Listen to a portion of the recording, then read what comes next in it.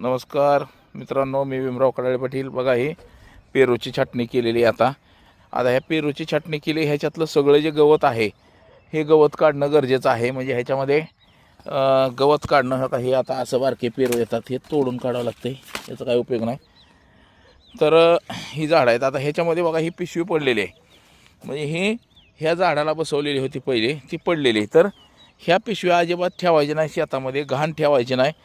हे जर घाण शेतामध्ये राहिले किंवा ह्या पिशव्या जर अशाच राहिल्या, बघा पडलेले आहेत इकडे तिकडं, आता हे वेचायचं काम चालूच आहे.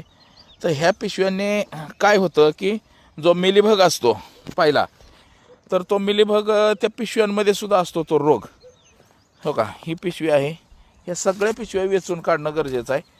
ह्याच्यामध्ये जो मिलीबग असतो, तो मिलीबग हा पुन्हा या झाडांवरती पसरू शकतो, या लागणाऱ्या पेरूंवरती, म्हणजे पेरूवरती येतो मिलीबग. तर त्याच्यासाठी आता हे पिशव्या सगळ्या गोळ्या करून बाहेर काढणं गरजेचं आहे आणि त्यात जाळून टाकणं हेच महत्त्वाचं असतं.